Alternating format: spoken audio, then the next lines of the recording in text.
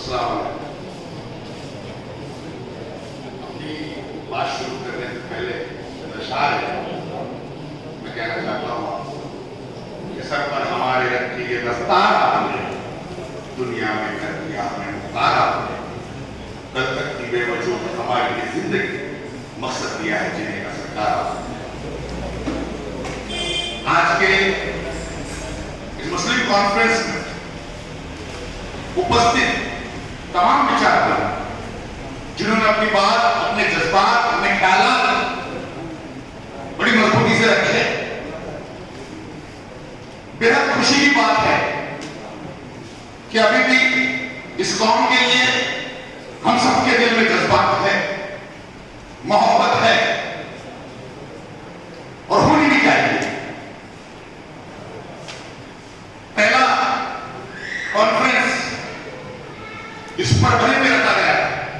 मैं मुबारकबाद देता हूं परभनी की टीम को, और जितने जुल्म ज्यादातर मैं अपनी कौम के ताल्लुक से कहूंगा, मैं पुलिस बिरादरी से आता हूं और इंडिया जमात कुरैश का नेशनल सेक्रेटरी हूं, नेशनल कोर कमेटी का मेंबर हूं। 200 से ज्यादा ये चंद सालों के अंदर हलाक कर दिए गए, मार दिए गए, कारोबारी लिहाज से भी कमजोर किया गया मेरी कौम को। हर सूरत में हमने कोशिश की, लड़ने की, उन्हें ताकत, उन्हें जवाब देने की। हाईकोर्ट में हमने लड़ाई लड़ी, सुप्रीम कोर्ट में लड़ाई लड़ रहे हैं और आगे भी इंशाल्लाह लड़ते रहेंगे। हमें एक होने की यही जरूरत है। सबसे पहला जो हमारा मुद्दा है शिक्षा। हम तो वो कौम है जिसे अल्लाह ताला ने कुरान शरीफ में कहा, इकरा, जो पहला लफ्ज है पढ़ो। मगर पता नहीं क्यों कुछ लोग दीन की शिक्षा को शिक्षा समझ लेते हैं। दीन और दुनिया जो ये बिल्कुल भी अलग नहीं है।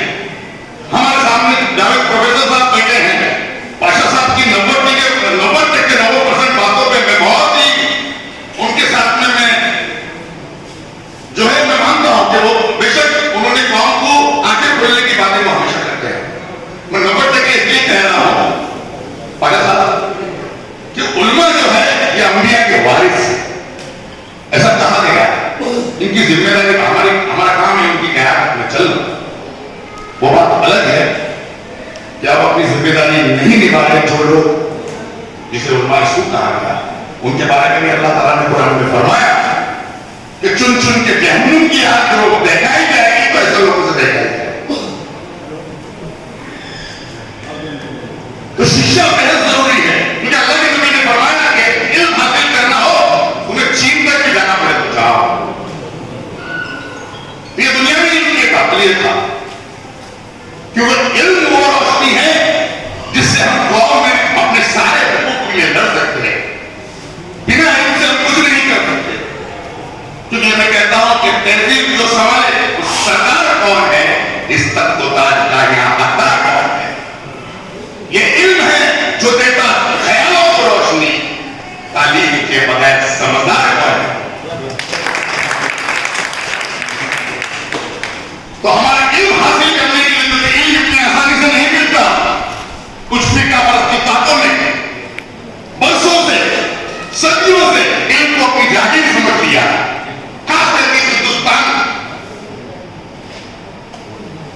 अगर पाशा साहब की आप किताबें पढ़ोगे तो उनमें साफ जो मनुवाद के ताल्लुक से शिक्षा के अधिकार से इस भारत में केवल मुसलमानों के साथ नहीं तमाम कौमों के साथ में जो किया गया उसका उल्लेख उन्होंने किया है और काफी विचारवंतों ने किया है। तो इल्म बेहद जरूरी है कौम के लिए, और उसके लिए यह आरक्षण की जरूरत है। हाँ, कुछ कम्युनिटी को, जैसे मेरी कम्युनिटी को आरक्षण दिया गया और भी लोगों को ओबीसी के ताल्लुक से दिया गया, मगर वो भी महज में बताता हूं आपको, जो परसेंटेज मुसलमानों को ओबीसी का है उसके तहत जो उन्हें आरक्षण नहीं दिया जा रहा। हमने बार बार सरकार से मांग की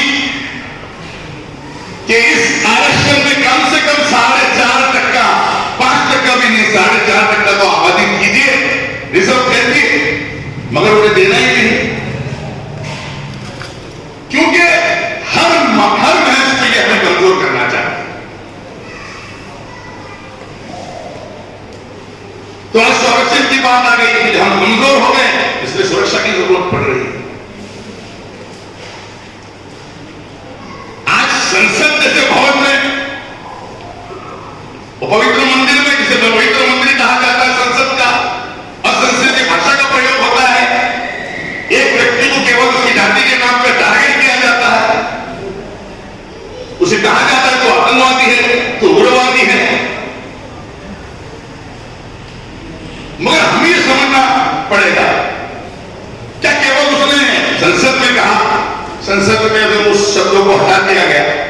गृह मंत्री ने माजरत भी मांगी उसकी, मगर माजरत मांगने के बाद जिस शख्स ने, जिस सांसद ने ये टिप्पणी की थी, उस पर कोई कार्रवाई नहीं की।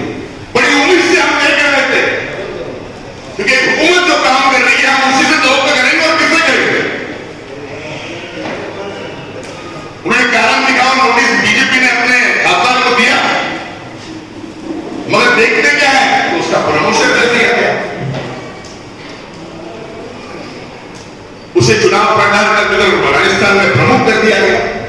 तो ये सबसे बड़ा कारण है कि किस तरह नफरत को प्रोत्साहन किया जा रहा है, उकसाया जा रहा है, ये हमें समझने की जरूरत है। मेरे तमाम साथी विचारवंत हैं, खास करके मैं सोशल मीडिया पर देखता हूं तो बड़ी ताज्जुब होती है, हैरत होती है कि हम उनके चुंगल में किस तरह शिकार हो गए हैं। नफरत का जवाब नफरत से तो नहीं दिया जा सकता। हम तो वो कौम है जो बिना क़यादत के भी, और ताकि क़यामत मुझे लगता है कि हमें रहबर की जरूरत भी नहीं है, तो ताकि क़यामत अल्लाह के नबी जो है वही हमारे रहबर है, वही हमारे रहनुमा है, हमें जरूरत नहीं है। मगर जरूरत है तो अगर अंधेरा है तो लालटेन उठाने, कि हमारी कौम उजाले के लिए लालटेन उठाए और कौम को रोशनी दिखाए, एक दूसरे का हाथ पकड़े, मजबूती से रास्ता दिखाए। वो मोहब्बत की कमी है। एक मैं कौम की तारीफ करना चाहूंगा, सिखों की मुट्ठी भर कौम है। कितने हैं, कितने परसेंटेज? 1-2%, 3%, उससे ज्यादा नहीं। मगर देखिए फिरकावारी उनमें भी है, मैंने उनकी भी लड़ाइयां देखी है। गोल्डन टेम्पल में बाकायदा इतनी खतरनाक लड़ाइयां देखी, तलवार खींच जाती है, मगर जब उनके कौम में बात आती है सबके सब पूरी कौम मुद्दा ही होकर सड़कों पे आ जाती है। और केवल सड़कों में नहीं आती, अपनी कौम के लिए, यानी जैल सिंह जैसा आदमी, जब कौम के रहबरों ने सबने कहा जूते उठाओ तो जूते भी उठाए, जूते भी साफ किए। मैं तो जूते को उठाने को तैयार हूं। जब तक हम सब जूते उठाने के लिए कौम की तैयार नहीं होगी, अपना हैंड नहीं छोड़ेंगे, जब तक इंशाअल्लाह कामयाबी नहीं है। हमें अपने हैंड को मानना पड़ेगा। क्यों मानना पड़ेगा?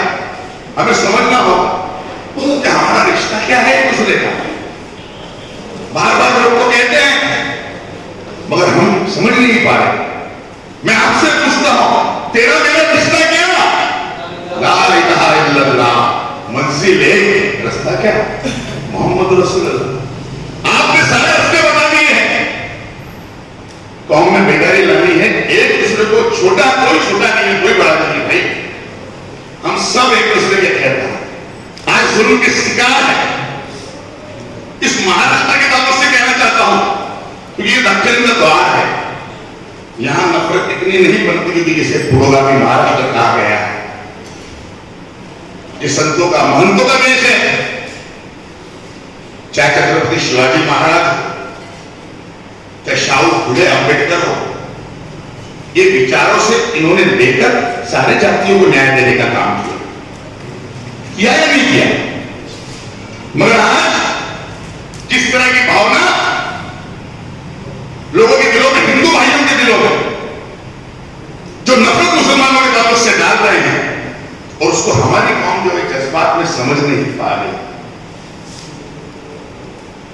कैसे कैसे जुल्म है, औरंगजेब की औलादी, अफजल खान की औलादी, जबकि इस महाराष्ट्र में द्वेष कराने वाले, अरे कृष्णाराव भास्कर कुलकर्णी की औलादी के फेंकना है, बीज फेंकने का काम करता है, तो पर नाव बदलू,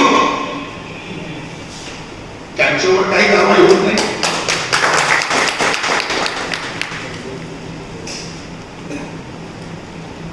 इतनी अफसोस की बात है कि वारकरी समाज पे आज लाठीचार्ज होती है। संवैधानिक तरह से आंदोलन कर रहा मराठा समाज, उस पर लाठीचार्ज होती है। ठीक है, पुलिस प्रशासन का काम है कंट्रोल करना, बहुत अच्छी बात है कि भाई कोई लफड़ा नहीं हो, कंट्रोल। मगर मैं पूछना चाहता हूं कि जब मोर्चे निकाले जाते हैं सकल हिंदू समाज के नाम से और मुस्लिम जगहों पे, मस्जिदों पे, मदरसों, दरगाहों पे जो अटैक होता है, जो मॉबलिंग होती है, जो पत्थरबाजी होती है, और जिस तरह की नारक तब कहां जाती है लाठियां आपकी, इसके दबाव में काम करते हैं, इसके आदेशों का पालन करते हैं। मैं मेरे पुलिस सवाल पर महाराष्ट्र की पुलिस में सवाल नहीं उठा, मगर हमारा गोपनीय विभाग अगर सजग हो जाए तो किसी की हिम्मत नहीं होगी कि जहर से इस महाराष्ट्र में आग लगा सके। बड़ा दुख हुआ मुझे कि दुर्गावी शहर में, कोल्हापुर में आरक्षण के जनक राजश्री शाहू महाराज ने जो स्कूल बनाया, वहां पत्थरबाजी होती है। हाल ही में देख रहे हैं आप किस तरह एक बच्चे का मोबाइल हैक कर झूठी अफवाह फैलाकर वहां पर लोगों ने ग्रुपबंदी करके एक का कत्ल कर दिया। साधारण हर जगह अमलनगर में घटना हुई, अहमदनगर में घटना हुई। बच्चे दोनों तरफ से, हिंदुओं के, मुसलमानों के, दोनों के बच्चे जो है गुनाहों में ये होते हैं।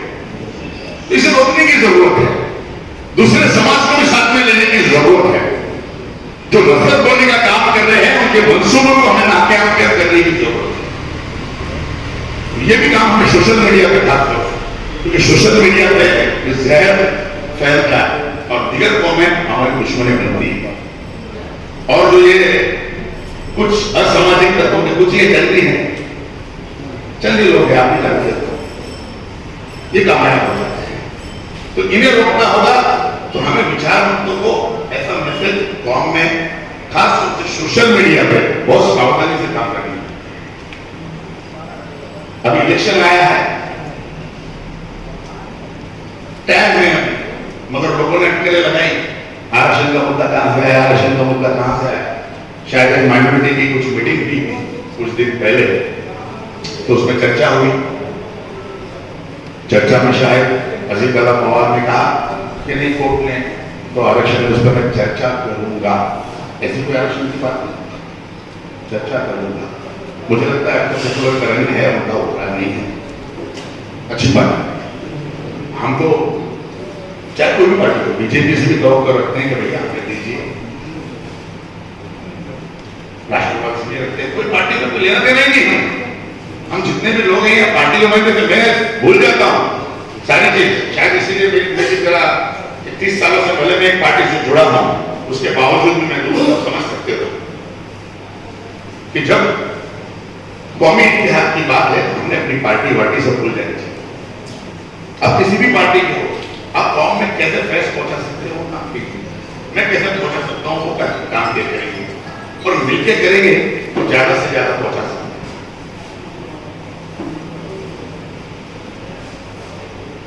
आज बड़ा अच्छा लगा जब इधर आया कि चलो भले थोड़े ही लोग हैं, शुरुआत है इस मुहिम को इतनी मजबूत करने। और भी जो मुहिम छोटी छोटी चल रही है, लोग जो है इस तरह की मुहिम चला रहे हैं। मुझे भी फोन है, अनिल भाई ऐसा करना है, मगर इंशाअल्लाह मुझे यकीन है कि आप सबकी मेहनतों से जो ये मैसेज आकर जाएगा तो हम तमाम टीमों को जो कौम के लिए हमदर्दी रखते हैं, फिक्रमंद है, वो सब तमाम कौमें इकट्ठी आएगी इंशाअल्लाह।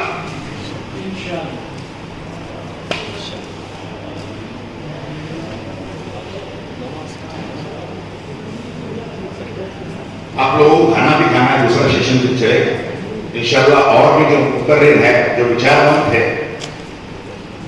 वो अपनी विचार आपके सामने रखेंगे। बस इतनी उम्मीद कर रहा हूं कि माहौल बहुत खराब है, संविधानिक तरीके से अपना हक हम कैसे ले, उस तरह तमाम मेरे भाई को इकट्ठा हो, एक दूसरे को छोटा बड़ा ना समझे, अपनी जो भी पार्टी हो उसको बाजू में रखें, जो भी शिकायत हो, जो भी फितना हो, जो भी मसला हो उसे बाजू में रखें और एक होकर अपने आइन के लिए, अपने दस्तूर के लिए जो हुकूक हमें संविधान देता है उसके लिए काम करें। इन इशारों से मैं अपनी बात खत्म करता हूं कि अपनी जान बचाओ और ईमान बचाओ, अपने देश की तहजीब और पहचान बचाओ, जो दर्जा देता है समान काम को, बाबा साहब का वो संविधान बचाओ। शुक्रिया, जय हिंद।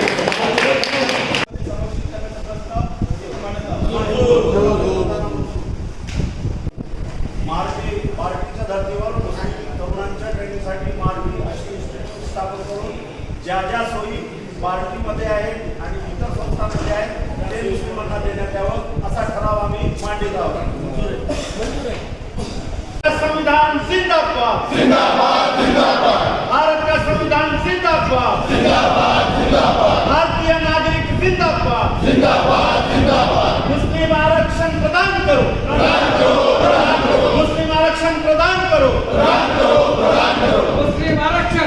जिंदाबाद